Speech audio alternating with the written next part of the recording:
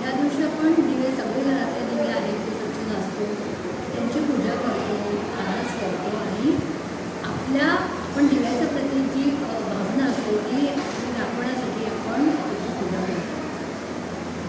घरामध्ये उजेड देणारा, प्रकाश देणारा हा दिवा पंचतत्वातील अग्नी देवतेसाठी आदरभाव व्यक्त करण्यासाठी आपण दीप अमावस्येला आपण दीपपूजन करतो. तर आपण आता ह्या वेगवेगळ्या देवांची आता आपण ओळख करून घेऊ. तर मंडळी, आपण आता सुरुवात करणार आहोत. दिव्यांची ओळख करून घेणार आहोत आपण. तुम्हाला सांगितलं जेव्हा शोध लागला नव्हता तेव्हा दगडी दिवा होता. दगडी दिव्यानंतर प्रगती झाल्यानंतर आपण बघितला मातीचा. जे शेतकरी वगैरे असतात हो की नाही, ते देवळीमध्ये कोंढड्यामध्ये मातीचा दिवा ठेवायचा. ही आहे पणती. त्याला म्हणतात, काय म्हणतात? पणती. मातीची पणती. बघा, ही मातीची पणती आहे आणि मग ह्याच्यामध्ये तेल घालून, वाल घालून आपण ही पेटवतो. याला म्हणतात पणती मातीची. आणि कधी वापरतो आपण? आपण आता वापरतो दिवाळीमध्ये. आपण सगळे आपल्या घराच्या भोवती दिवाळीमध्ये आपण ही पणती वापरतो. त्याच्यानंतर मग मंडळी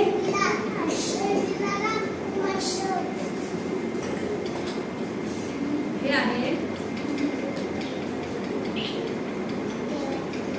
चिमणी. तर मंडळी पणत्यानंतर थोडा सुधारणा झाली. आता ही आहे चिमणी. चिमणीमध्ये खाली काचेचं वरचं भांड आहे आणि इथे वात असते आणि ह्याच्यामध्ये पूर्वी रॉकेल घालायचे किंवा खोबऱ्याचे आपलं तेल घालून सुद्धा पेटवतात. पण रॉकेल मध्ये घालून इथे वात आहे आणि इथे काडेपेटीनं ती पेटवली की वात अशी वर गेली की चिमणी पेटते. याला काय म्हणायचं? चिमणी. काय आहे? हे आहे वरचं काचेचं भांड, झाकण. म्हणजे आपण बाहेर जाताना किंवा घरामध्ये हवेने ती विझू नये म्हणून हे काय असतं? काचेचं त्याला झाकण असतं. आता त्याच्यानंतर मंडळी आपण आता लोक घरातनं बाहेर पडायचे. मग त्यावेळेला लांब जाताना आपण हे दिवा गरम होतो हो की नाही. मग बाहेर प्रवासाला जाताना किंवा लांब जाताना मग लोकांनी हातामध्ये हा घेतला कंदील. त्याला म्हणायचं कंदील. हा दिवा आहे ह्याच्यासारखाच थोडासा आहे, पण कंदील आपल्याला लांब प्रवास करताना आपल्याला हा हातामध्ये घेऊन आपण प्रवास करू शकतो. म्हणजे कसं लांब जायचं असेल तर या हातामध्ये हे खालचं गरम होत नाही, आपण हातामध्ये घेऊन आपण हा असा प्रवास करू शकतो हो की नाही. काही काही पिक्चरमध्ये पण बघितलं आपण कंदील असा लटकवलेला वगैरे बघितलाय की नाही, हो ना. हा कंदील आहे आणि ते धरायचं हँडल आहे आणि ते पण ह्याच्यामध्ये आपण रॉकेल घातलं होतं की नाही, तसंच ह्याच्यामध्ये रॉकेल घालायचं आणि ह्याच्यामध्ये भात पेटवायची आणि मग हा असा काडेपेटीने पेटून हा काय आहे? कंदील. कंदील. आपण बघणार आहोत निरंजन. देवाच्या पुढे आपण आपल्या शुभ कार्याला किंवा काही आपला कार्यक्रम असेल तर आपण आधी पहिल्यांदा दिवा लावतो. हे काय आहे? निरंजन. मग ह्याच्यामध्ये आपण तिळाचं तेल किंवा सासून घालून आपण कापसाच्या वाती करतो. त्याला काय करतो आपण? कापसाच्या वाती करून आपण त्या पेटवतो. हे आहे निरंजन.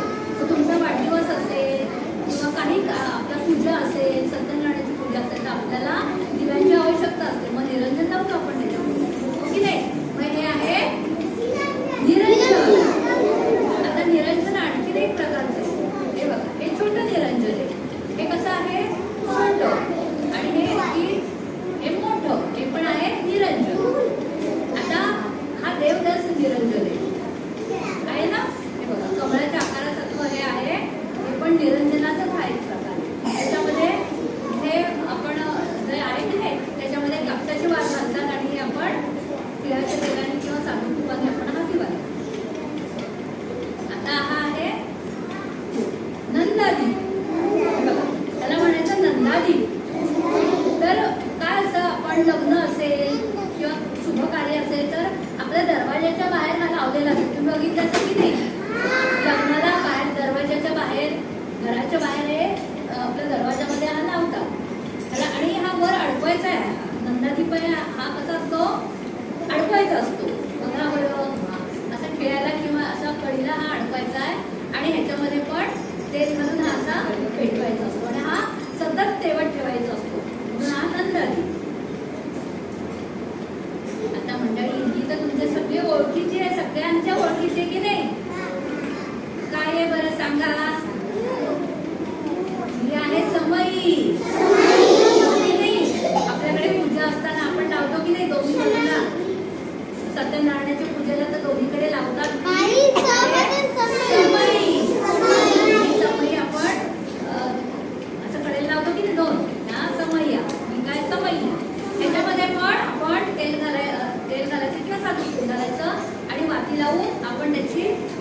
पूजा करतो.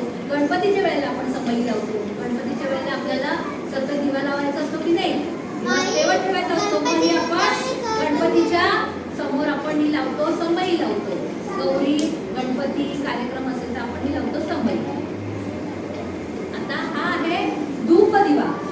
धूपदिवा म्हणजे काय असतं माहितीये मंडळी, इथे आतमध्ये आपण वात पेटवायची असते इथे, ओके नाही, आणि ह्याच्यावर ही जाळी ठेवली आहे आणि ह्याच्यावर हा कापूर, ह्याच्यामध्ये काय टाकायचं असतं, कापूर.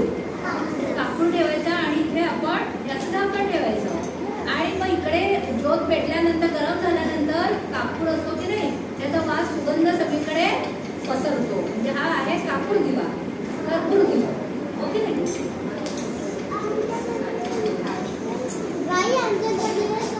आता मंडळी आपण बघणार आहोत आणखीन. आपण घरामध्ये आपण ट्यूबलाईट तर बघतोच आहे, ओके नाही, पण आपण प्रवासाला जाताना बरेच वेळा बघतो की आपल्याकडे आता आपण मोबाईलची बॅटरी वापरतो. पण पूर्वी अंधारात जाताना आपल्याला उजेडाची आवश्यकता असते की नाही, मग आहे हा टॉर्च. विजेरी म्हणतात त्याला, काय म्हणतात, टॉर्च किंवा विजेरी, हो ना. बघा बरं, त्याला काय म्हणायचं, टॉर्च, हो ना. तर ह्याच्यामध्ये सेलचा वापर करतात, पण हा पण उजेडाचंच आहे, साधन आहे, उजेडाचं साधन आहे, ओके नाही. हे बघा उजेड पडतोय. तर मंडळी सगळ्यात महत्त्वाचं, आपण आता लाईट गेली असेल, ओके नाही, उजेड देण्यासाठी पहिल्यांदा आपल्याकडे दिवा लावलेला नसेल, पहिल्यांदा आपल्याला काय शोधायला लागते, मेणबत्ती. मेणबत्तीला आपण, मेणबत्ती पण आपल्याला उजेड देते की नाही, मग आपण मेणबत्ती पेटवल्यानंतर सगळ्या घरभर काय होतं, उजेड पडतो. म्हणजे काय आहे, मेणबत्ती, ते पण उजेडाचं एक, उजेड देण्याचं एक साधन आहे. आता मंडळी हा इथे बघा, हा आहे इकडे आपण छोट्या प्रमाणामध्ये छोटा आहे, पण आपण प्रत्येक देवळामध्ये गेल्यानंतर आपण उंच दगडी असं बांधकाम केलेलं दिसतं. त्याला म्हणतात दीपमाळ. त्याला काय म्हणतात, दीपमाळ. हे आहे दीपमाळ. तर ह्याचे पायऱ्या पायऱ्या पायऱ्या बघा, इकडे इकडे इकडे इकडे इकडे असं. तुम्ही सगळ्या देवळांमध्ये जाऊन बघा, कांदेश्वरच्या देवळामध्ये जाऊन बघा, प्रत्येक देवळाच्या बाहेर हा आहे ही दीपमाळ. आणि ही दीपमाळ आपल्या आपण देवळामध्ये गेले की कसं छान प्रसन्न वाटतं की नाही, आणि हे दिवे लावल्यानंतर तर आणखी प्रसन्न वाटतं, ओके. उत्साह येतो. तर ही आहे दीपमाळ.